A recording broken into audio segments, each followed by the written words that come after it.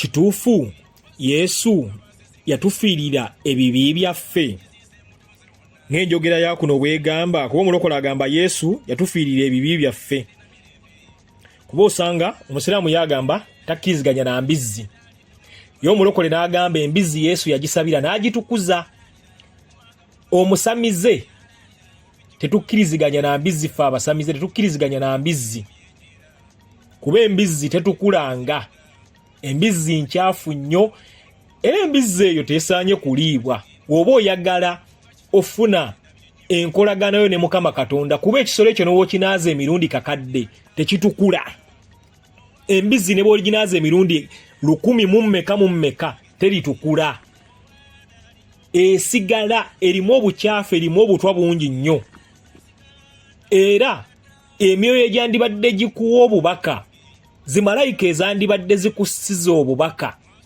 zikwewalama kuba malayika tezaagala muntu mukyafu bano abasiiba mu bwenzi bano abagula bamalaaya emyoyo tegyagala bintu ebyo tegyagala muntu mukyafu omuntu nga weegattagatta oba mukyafu ogatta emyoyo gy'oli ogatta emyoyo gy'abantu gy'otategeera ogatta ensu z'owunya z'otategeera kati emyoyo gya Mukama emituufu tegigenda kukussiza bubaka tuli mu kubonaabona lwakubanga lwa butamanya twerongoose era tulongoose emmeeme yaffe yesu yafiiririra famire ye ebibi byabwe kati gwe osobola okubeerawo nga gwe yesu mu famire yammwe osobola okubeera nga gwe nabbi muhammadi mu famire yammwe nabbi muhammadi yali akkibwako emyoyo emitukuvu naawe osobola okuba nga okkibwako emyoyo emitukuvu kati golowooza omwoyo omutukuvu gweguliwa mu Luwalabu balina malayika al mauti gwe tuyita kabaka ffe tumuyita kabaka bulamu kati osangayo mu Buwalabu akkibwako omwoyo ogwo nga gumukkako ne kati gwe tojja bitegeera emyoyo gye gimu naye gyawuka n'enjatula kiwanuka mu Buganda kiwanuka era ojja musanga bamuyita bulala nga bamuyita Zuusi abagulisi bamuyita Zuusi abayindi balina engeri gye bamuyitamu ate nga bakulaga bye bakuleetera ebyawandiikibwa byabwe n'osanga jjajjaffe kinene nnyumba abagulisi bamuyita Hades n'ebyawandiikibwa mwebiri Hades mwebuli obwakabaka bwa Hades mwebuli nga bukulaga butuddemu ebyobugagga naffe gye tukomye obutamanya bannannyini nsi kyova olaba tubonaabona tulemeddwa okutegeera bannannyini nsi tulemeddwa okutegeera emyoyo Katonda gye yateekateeka ensi Katonda mu kutonda omuntu katanatonda muntu era mujjukire mu Genesis mu Bayibuli waliwo ekyandiko ekigamba nti tutonde omuntu kati yali ayogera naani Katonda ng'agamba tutonde omuntu Katonda yateekateeka ensi eno ayina emyoyo gye yasooka okuteekateeka nga tannaba kuteekateeka muntu mu kuteekateeka emyoyo egyo yamala n'agigamba nga amaze okuteekateeka ebintu byonna nga ebiri n'alyoka agamba tutonde omuntu mu kifaananyi kyange kati emyoyo egyo gye gitukkako era emyoyo egyo gyaddamu ne gyeyubula mu buzaale era osobola okuzaala omwana ng'aliko omwoyo ogwo ng'aliko obulambe nga buvudde ku luberyebere ne budda wano mu buzaale osobola okuzaala omwana ng'aliko obutume bw'alina okutuukiriza abazadde twegendereze nnyo ebintu bye tuloota tufube nnyo okulaba nga tubuuza abaana ebintu bye bafuna omwana abeerawo ng'alina ebintu by'alaba ekiro aloota ebimugoba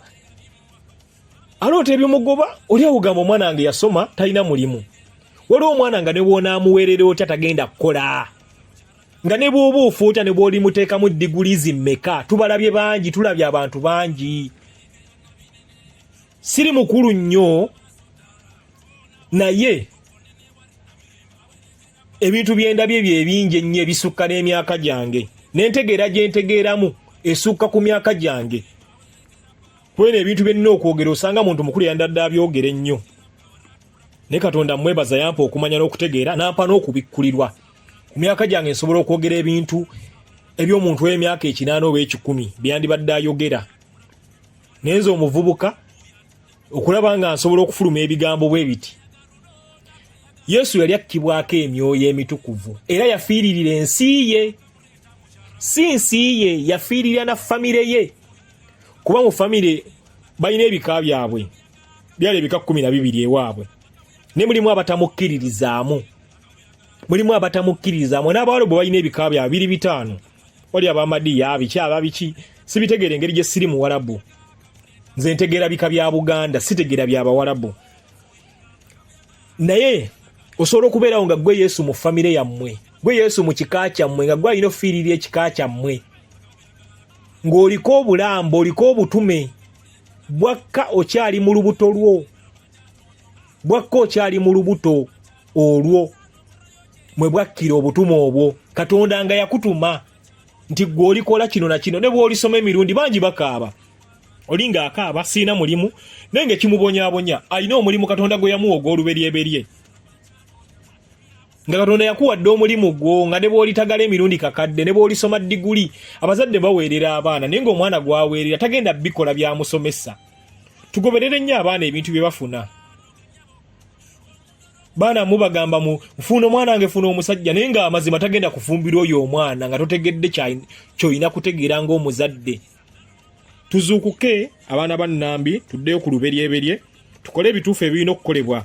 Yesu mutuufu eri ewaabwe era yafiirira famire ye. Naawe oyinza okuba nga gwe Yesu mu famire yammwe, nga gwe Katonda gwe yassalawo, gwe yateekako emyoyo gyakkira ku ggwe gigenda okutuukiriza obutume Katonda bwe ya kutuma. So kati tuzuukuke tukole ebirina okukolebwa, tuddeyo ku luberyeberye. Noonyereza obutume obukutuddemu, oleme kuleka mabanja mu famire yammwe, oleme kulekera baana bo bizibu. Bino ogamba nti nkolerera abaana naye ng'olina ebikubanja, tegeera nti okolera bwereere. Olina by'olootaagala oloota ebintu, ate tewali bubaka buyita ku mutwe nga tebulina makulu. Tambulira obubaka, noonya abantu. Tambulira obubaka, tewali bubaka bujja ku mutwe nga tebulina makulu. Tuzuukuke abaana bannambi. Akume kiwa Mirembe Ddunda Namugereka atudde mu bwasooka.